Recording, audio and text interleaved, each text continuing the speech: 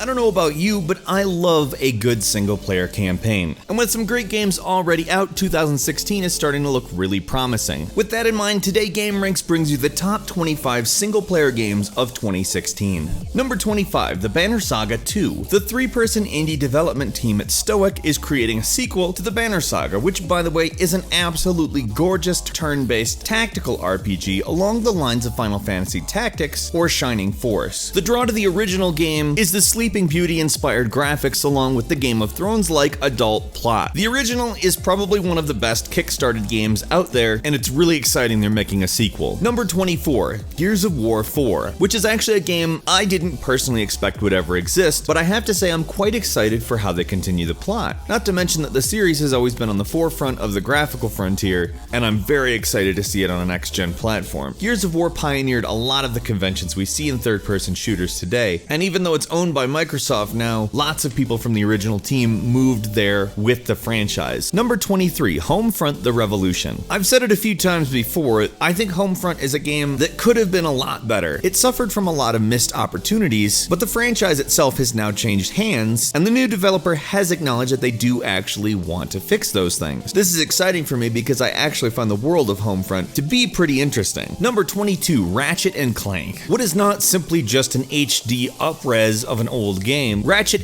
& Clank is a reimagining. And while a lot of the levels are very similar, there are sections of it that are entirely new. On top of that, the weapon selection from the original game isn't necessarily larger, but it is better. The game includes some improvements from later games, as well as just looking like a Pixar movie. Number 21, Hellblade is the latest from Ninja Theory, and they're describing it as an independent AAA game. Now, if you're familiar with Ninja Theory's combat style, you probably know what to expect there. Essentially, their promise for this game is that they're turning everything up to 11. If Ninja Theory is ever going to have a breakthrough hit, they're saying it's going to be this one. And considering I do really enjoy the combat in their games, I do hope this is every bit of success for them that they're aiming for. Number 20, Quantum Break is something we heard about for a long time, and I think it created some expectations that maybe people didn't understand. And while sometimes the opinion is fairly split on Quantum Break, it is an innovative title and I love the story to this thing. One of the best aspects of it is I think that it is essentially a unique game, and you don't get to see that a whole lot in the AAA shooter genre. Number 19, Far Cry Primal is an extreme departure for the Far Cry series, essentially setting itself in a time period in which there are no guns. And while it does retain at least a few of the elements that make Far Cry,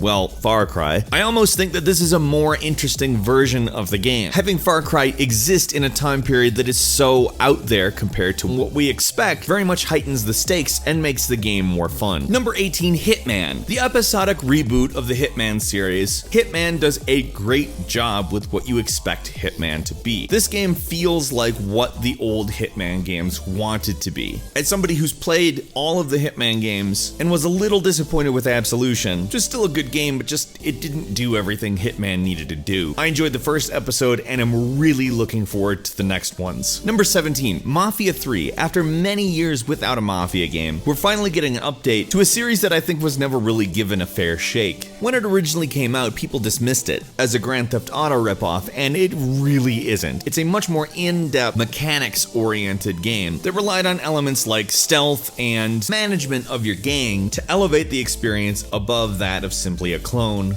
of a popular series. Number 16, Horizon Zero Dawn is a really unique looking game that is apparently post-apocalyptic, where humanity has returned to a more primitive state, but instead of fighting animals, they're fighting machines out in the wilderness. I mean, it really is an interesting idea. The action elements look pretty solid too from what I've seen, and if the gameplay is half as creative as the concept itself, I think this is going to be one of the bigger games of the year. Number 15, Tyranny. When Obsidian had a hit in Pillars of Eternity, it essentially opened the door for them to do more projects that they wanted to do. They've been kicking the idea around for Tyranny since 2009, and the result is a really pretty looking game that promises to break the mold a little bit more than Pillars of Eternity, but still promises that type of Baldur's Gate style RPG action. Number 14, Persona 5. Perhaps what is the most prominent take on the traditional JRPG, the Persona series has done a phenomenal job at modernizing old school RPG elements, and Persona 5 looks as though it's going to integrate a few more modern elements into that even more. Rest assured, it's not going to be an action RPG, it's the same traditional Persona RPG that we're all hoping for, so I'm pretty excited. I'm a big fan of this series, it's basically exactly up my alley. Number 13, Doom is obviously the type of game that was made for you to play alone. Now, a lot of the time, first-person shooters are labeled multiplayer-only things, and a lot of games are going the direction of literally putting out games without single-player campaigns. Doom is going to rectify that. While it will have multiplayer, the single-player campaign is definitely why you're going to want to buy Doom. It looks to be every bit as fast-paced and hectic as the original series, with all of the updates that the first-person shooter genre has made to itself over the years. Number 12, Total War Warhammer is essentially all of the elements of the Total War series with the Warhammer classes. Setting a Total War game in a non-historical setting is something that has excited a lot of people, on account Total War is a phenomenal RTS. The gameplay of the Total War series is probably some of the best RTS gameplay out there currently, and combining it with the Warhammer universe, in my opinion, could only create good results. Hopefully this breaks down the doors for more fantasy Total War games. Number 11, Stellaris is a 4X grand strategy game coming out, which, if you're unfamiliar with the genre, focuses on military strategy and an entire nation or empire's resources, and how exactly you utilize them. Stellaris takes place 200 years in the future, and the gameplay will essentially consist of colonizing and exploring, followed by governing. A lot of people are really excited about this game, and what it seems to promise, it's easy to understand why. Number 10, No Man's Sky. If you haven't heard anything about No Man's Sky by now, you are living under a rock. It's a procedurally generated space exploration game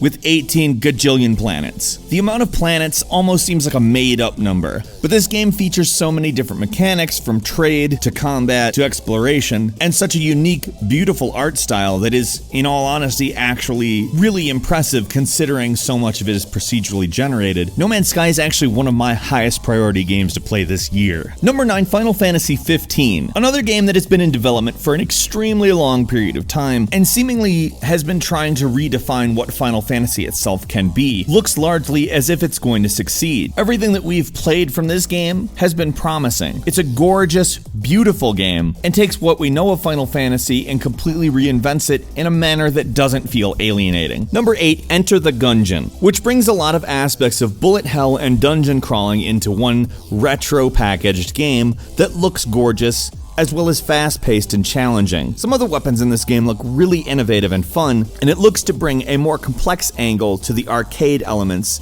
of this genre of games that we all enjoy quite a bit. Number 7, XCOM 2 brings the tactical strategy game into its next iteration and looks like it develops the core concept, which, let's be honest, with XCOM being the most successful in the tactical genre, it's probably a good idea to focus on that rather than try to reinvent the wheel. Number 6, Kingdom Come Deliverance is an RPG set in a medieval kingdom, but instead of focusing on spells and wizards and magic, instead it strives for historical accuracy. The game utilizes a classless role-playing system and does everything from including period-accurate armor and clothing to using only combat techniques that you would find in an actual medieval battle, which could actually shift the paradigm of medieval RPGs. Number 5, Stardew Valley is a Harvest Moon-inspired farming simulator where you play a character that moves out to the country to get away from their office job. You raise livestock, crops, craft goods, mine for ores, and also engage in all those weird social things that Harvest Moon had, including romances. It's a lot of fun, and the graphics are obviously about as nostalgic as they could possibly be. It's a game that Harvest Moon fans must try. Number 4, Dishonored 2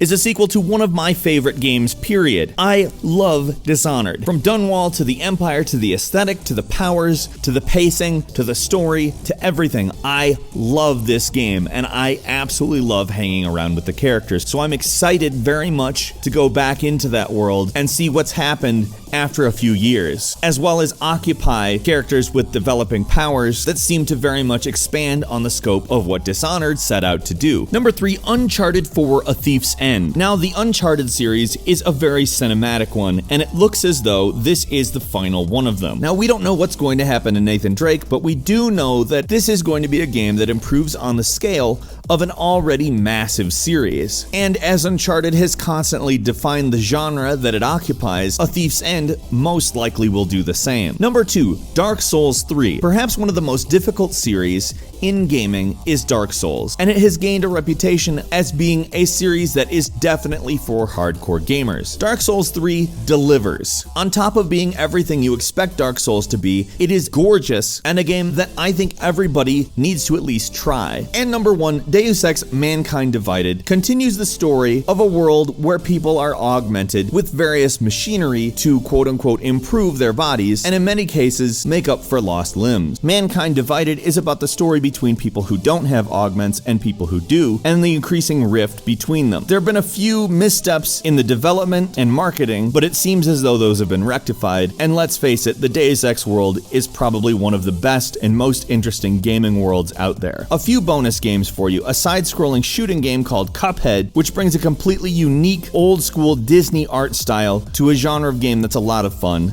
Ni no Kuni 2, the sequel to the original Ghibli-inspired JRPG. Fire Emblem Fates, another JRPG series that Nintendo has done an excellent job with. Nier Automata, an action RPG by Platinum Games as a spin-off of the Drakengard series. Routine, an alien game that reminds me a lot of Isolation but without the weapons, therefore much more terrifying. And Mirror's Edge Catalyst, which is a reboot of the Mirror's Edge series that looks to redefine what's possible in a parkour-based open-world game. What are you looking forward to on the single-player front this year? I'll meet you in the comments, let's have a discussion.